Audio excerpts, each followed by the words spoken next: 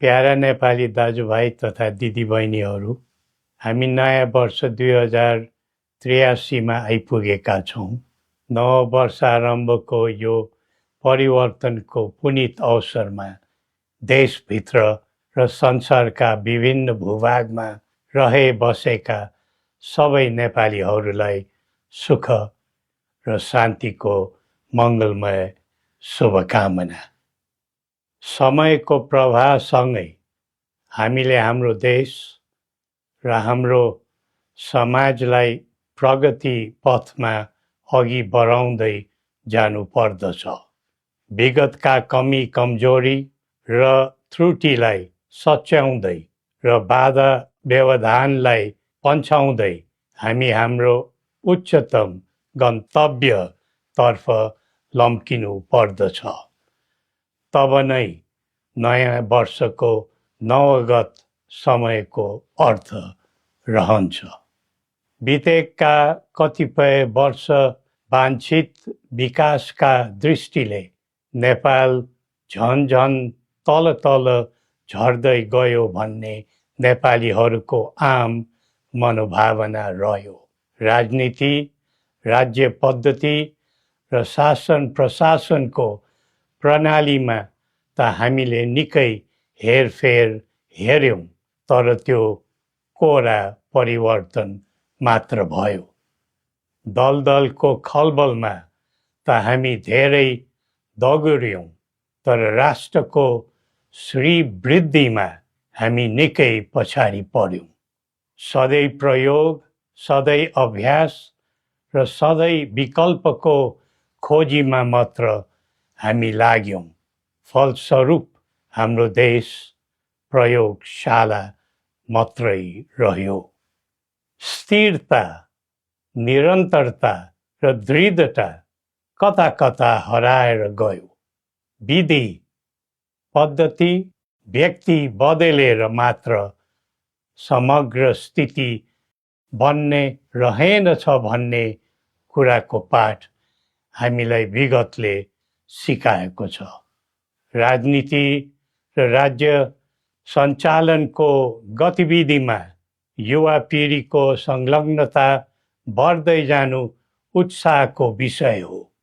पढे लेखेका, देश बुझेका र आधुनिक प्रविधिको ज्ञान भएका उत्साही पात्रहरूको आगमनले राष्ट्रलाई फलदायी बनाउनुमा मद्दत पुग्छ भन्ने हामीलाई लाग्दछ। आज हाम्रो देश चौतर्फी समस्याको चाङमा छ। यो बेला नेपाली जनताको आशा अभिलाषा पनि उत्तिकै छन्। यो स्थितिमा हाम्रो आर्थिक अवस्थालाई कसरी उकास्ने, छिमेकीहरू र बाह्य मित्र शक्तिहरूको सहयोग सद्भाव कसरी बढाउँदै जाने भन्नेमा हाम्रो ध्यान केन्द्रित हुनुपर्ने देखिन्छ। आन्तरिक सुरक्षा प्रणालीको दृष्टिले मुलुक अत्यन्तै नाजुक अवस्थामा परेको छ। नयाँ वर्षमा जीवधनको सुरक्षा, अत्यावश्यक वस्तु र स्रोत साधनको संरक्षण एवं जीवन जिउने मानवीय सुरक्षाको हक अधिकारको प्रत्याभूति दिनु सुरक्षाका अङ्ग। हाम्रा सेवा सुविधाका क्षेत्र, प्रकृति र मौसमी कारणमा हुने पीडा प्रकोप विषयमा हाम्रो आन्तरिक सुरक्षालाई चुस्त दुरुस्त बनाउनु आवश्यक देखिन्छ। आजको विषम र अशान्त विश्वमा हामीले हामीलाई जोगाउने, हाम्रो उत्पादित आयातित वस्तुको जोगाड गर्ने र कुनै प्रकारको व्यवधान पर्न नदिने तर्फ राज्यको गहिरो ध्यान पुग्नुपर्ने देखिन्छ। आम नागरिकले कुनै प्रकारको शारीरिक, मानसिक भौतिक तथा जीवनयापनको मामलामा त्रास, पीडा, अभावको अनुभव गर्न नपरोस्। हरेक क्षेत्रमा भरपर्दो आत्मनिर्भर भएर परनिर्भरताबाट र स्वाधीन भएर पराधीनताबाट देशलाई जोगाउनु छ।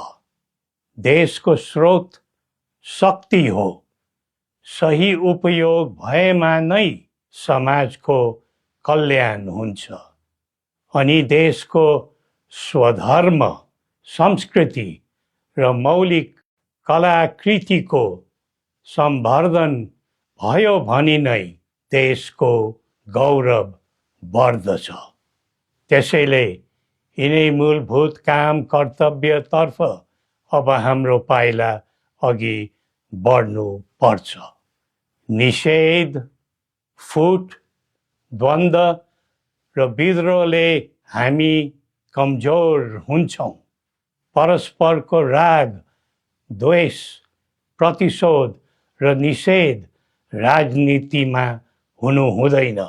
जनचाहना समेतलाई मनन गरी देशलाई केन्द्रमा राखेर कदम बढाउनु विलम्ब नगरौँ।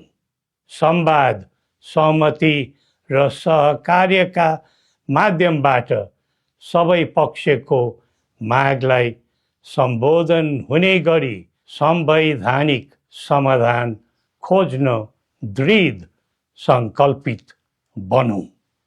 नेपाल शान्तिको भूमि बनोस्, उन्नतिको मुलुक बनोस् अनि आफ्नै मौलिक, सनातन र पहिचानबाट परिचालित एवं प्रतिष्ठित बनोस्। सबै नेपालीले न्याय, शान्ति र सुख पाउन्, यही हाम्रो सदिच्छा हो।